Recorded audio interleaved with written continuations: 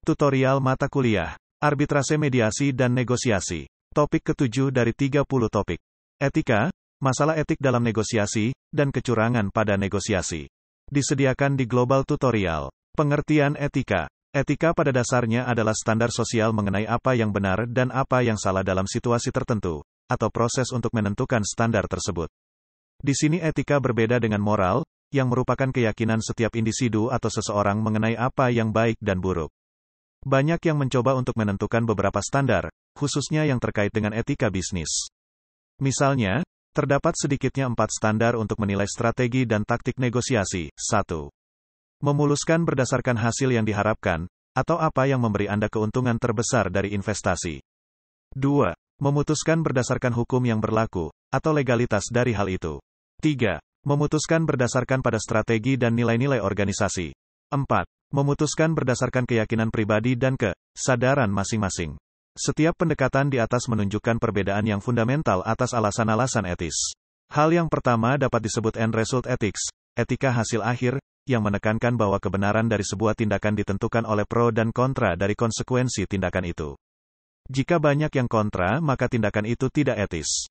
Hal yang kedua dapat disebut rule ethics, etika peraturan. Dalam hal ini setiap tindakan didasarkan pada hukum yang berlaku, sehingga benar tidaknya suatu tindakan tergantung dilanggar tidaknya hukum. Hal yang ketiga disebut social contract ethics, etika kontrak sosial, yang menyebutkan bahwa kebenaran suatu tindakan didasarkan pada kebiasaan dan norma-norma suatu masyarakat.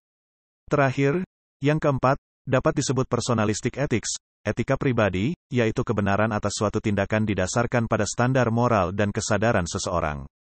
Implementasi dari keempat standar tergantung pada masing-masing negosiator. Misalnya seorang negosiator yang bertindak berdasarkan end result ethics, ia akan bertindak atau melakukan apapun juga, misalnya berbohong atau memalsu, untuk mencapai tujuannya. Bagi negosiator yang berprinsip rule ethics, maka ia akan merasa tidak layak untuk membohong, memalsu, atau tindakan lainnya jika semua tindakan itu bertentangan atau melanggar hukum.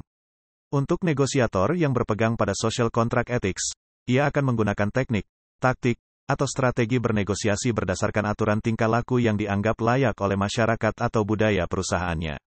Akhirnya, jika percaya pada personalistic ethics, maka akan bertanya pada kesadaran diri apakah taktik yang tidak jujur dan mengelabui dapat digunakan. Masalah etika dalam negosiasi. Etika dalam bernegosiasi dapat bersifat subjektif.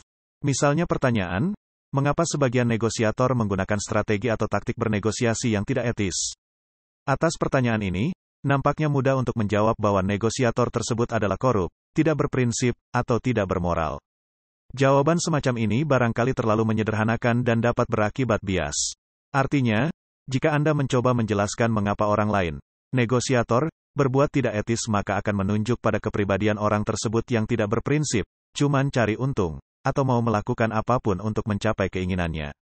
Sebaliknya, jika Anda ditanya mengapa Anda menggunakan taktik semacam itu, maka Anda akan mengatakan bahwa Anda adalah orang yang memiliki prinsip dan moral yang tinggi, serta mempunyai alasan yang kuat ketika harus menyimpang dari prinsip Anda, lagi pula penyimpangannya kan hanya untuk kali ini saja.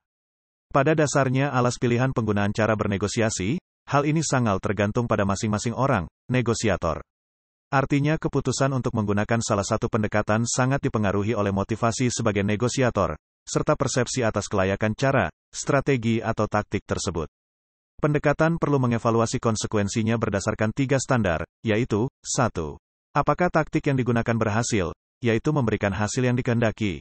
2. Bagaimana perasaan Anda setelah Anda menggunakan pendekatan itu?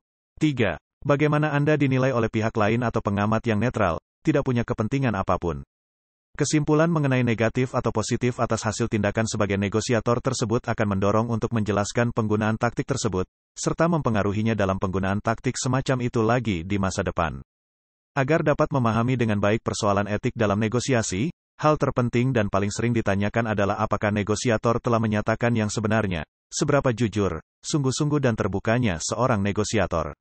Dapat diperhatikan adalah mengenai apa yang dikatakan negosiator dan bagaimana ia mengatakan itu daripada apa yang mereka lakukan. Pendapat seorang pakar, A.Z. Char, mengenai strategi bernegosiasi adalah seperti strategi orang bermain poker. Dia berpendapat bahwa berbohong atau semacamnya, yang dianalogikan dengan memberi tanda-tanda pada kartu atau menyembunyikan kartu as, adalah hal yang biasa dalam setiap negosiasi. Di sini negosiator bertindak layaknya seorang pemain poker.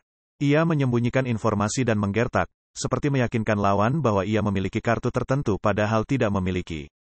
Dari waktu ke waktu, para eksekutif, pengusaha atau manajer, merasa harus, untuk kepentingannya sendiri atau perusahaannya, melakukan semacam penipuan dalam berhubungan dengan konsumen, supplier, asosiasi pekerja, atau pihak pemerintah. Melalui pernyataan menyesatkan, penyembunyian fakta-fakta, atau penggelembungan data, ia berusaha agar mereka itu menerima dan setuju dengannya. Sebaliknya, jika seorang eksekutif menolak untuk melakukan hal itu, artinya ia merasa wajib untuk menyampaikan kebenaran dan tidak lain selain menyampaikan yang benar, maka eksekutif tersebut mungkin akan kehilangan banyak kesempatan dan keunggulan dalam bisnisnya. Pendapat dari Char ini menarik, dan barangkali seringkali terjadi di dalam praktek. Tetapi pendapat semacam itu banyak yang tidak setuju. Alasannya para eksekutif seharusnya memiliki standar etika yang lebih tinggi. Tipologi taktik kecurangan memiliki beberapa bentuk. 1. Pengeliruan. Penyajian yang keliru kepada pihak lain dilakukan oleh negosiator dengan cara berbohong mengenai apa yang sesungguhnya diinginkan atau apa yang sesungguhnya ditolak. Negosiator mungkin mengatakan kepada pihak lain mengenai suatu penyelesaian melebihi hal yang mereka inginkan, atau mengancam akan meninggalkan proses negosiasi karena penawaran lawan, padahal sebenarnya mereka setuju untuk menerima. Tujuannya jelas, bahwa negosiator tersebut ingin memperoleh konsesi yang lebih besar. Ini barangkali taktik yang paling sering digunakan. 2. Pemalsuan. Pemalsuan dilakukan dengan memberikan informasi yang salah kepada pihak lawan dalam negosiasi. Misalnya memberikan informasi keuangan, dokumen atau pernyataan palsu mengenai hal yang telah atau akan dilakukan. 3. Penyesatan. Negosiator menyampaikan pendapat yang benar atau yang tidak benar dengan tujuan pihak lawan sampai pada kesimpulan yang salah. Misalnya, negosiator menginformasikan secara detail tentang tindakan-tindakan yang telah diambil pada waktu yang lalu sehingga pihak lawan percaya bahwa ia akan mengambil tindakan yang sama lagi. 4. Menggertak. Negosiator menyatakan akan melakukan sesuatu, padahal ia tidak bermaksud melakukan apa-apa.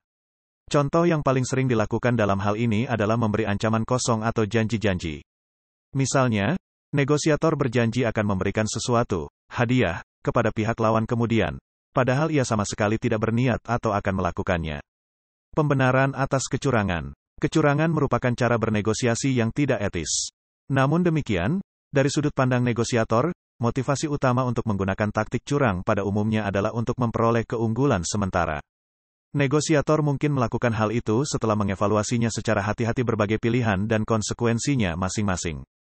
Oleh karena itu, sebagaimana telah disebutkan di atas bahwa, jika Anda ditanya mengapa Anda menggunakan taktik yang curang, semacam itu, maka Anda akan mengatakan bahwa Anda adalah orang yang memiliki prinsip dan moral yang tinggi, serta mempunyai alasan yang kuat ketika harus menyimpang dari prinsip Anda, lagi pula penyimpangannya kan hanya untuk kali ini saja. Pernyataan ini selain ditujukan kepada diri sendiri, juga ditujukan kepada korban atau konstituen yang mungkin menyatakan keprihatinannya. Penjelasan semacam itu diharapkan dapat memberi alasan atau pembenaran atas tindakan yang telah dilakukan. Beberapa hal terkait dengan pembenaran yang dapat disampaikan adalah, 1. Taktik tersebut tidak dapat dihindari, unavoidable. Negosiator menjustifikasi caranya tersebut dengan mengatakan bahwa situasi yang dihadapi memang mengharuskannya demikian. Negosiator mungkin merasa bahwa ia tidak memiliki kontrol penuh atas tindakannya atau tidak memiliki cara lain sehingga tidak dapat dipertanggungjawabkan. Negosiator tidak berniat menggunakan taktik curang tetapi ia berada di bawah tekanan untuk melakukannya. 2. Cara yang digunakan tidak berbahaya, harmless. Negosiator mungkin mengatakan bahwa apa yang dilakukan merupakan hal kecil yang tidak signifikan. Orang sering mengatakannya, bohong putih, misalnya ketika menjawab apa kabar. Kabar baik, padahal sesungguhnya sedang menghadapi banyak masalah. Membesar-besarkan, menggertak, atau mengintip catatan pihak lain barangkali dapat dikatakan sebagai tindakan tidak berbahaya. Justifikasi bahwa cara tersebut tidak berbahaya didasarkan pada pandangan subjektif si negosiator, pihak lawan mungkin merasakannya sebagai sesuatu yang berbahaya. 3. Cara yang digunakan dapat membantu menghindari konsekuensi yang negatif. Avoid negative consequences. Negosiator berprinsip bahwa tujuan atau hasil akhir menghalalkan cara. Dalam keadaan yang demikian, pembenarannya adalah taktik tersebut adalah untuk menghindari kerugian yang lebih besar. Negosiator menilai bahwa berbohong dapat dibenarkan jika hal ini akan melindunginya dari konsekuensi yang lebih parah. Contohnya berbohong kepada perampok yang menyembunyikan uang tentu saja dibenarkan untuk menghindari diambilnya uang tersebut. 4. Taktik yang digunakan menimbulkan konsekuensi yang baik. Produce good consequences. Hal yang sama dilakukan di sini, yaitu tujuan menghalalkan cara, dalam hal yang positif. Artinya, kebohongan tertentu kemungkinan dapat diterima sepanjang memberikan manfaat yang lebih besar. Contohnya Robin Hood yang merampok satu orang kaya untuk dibagi-bagikan kepada banyak orang miskin. Besar manfaatnya, mungkin dapat dibenarkan tindakannya. Masalahnya adalah, dalam kenyataan, para negosiator menggunakan cara-cara curang untuk keuntungan mereka sendiri daripada untuk manfaat yang lebih besar. 5. Pihak lawan memang layak untuk mendapatkannya. They deserve it. Cara curang atau bohong digunakan oleh negosiator untuk mereka yang di masa lalu telah pula berbuat curang kepadanya atau kepada pihak pemerintah.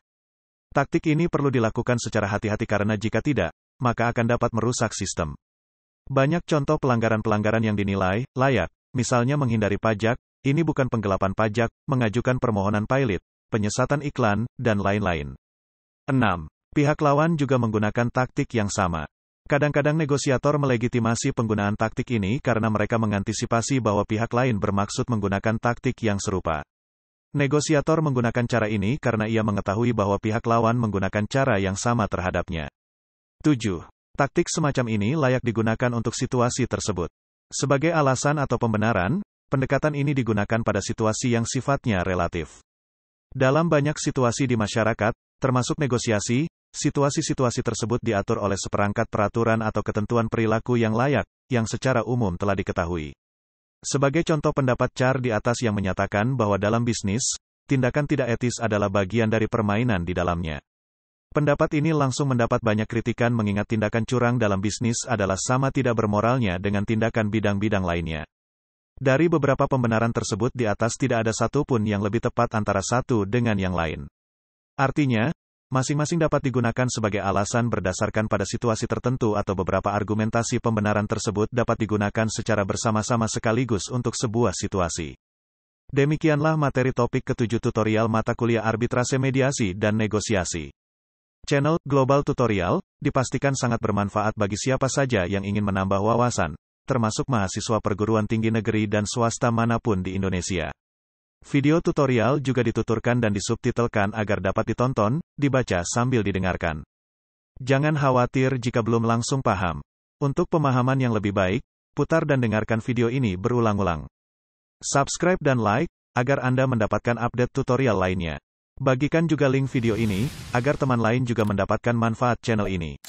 Sekian dan terima kasih. Sampai jumpa.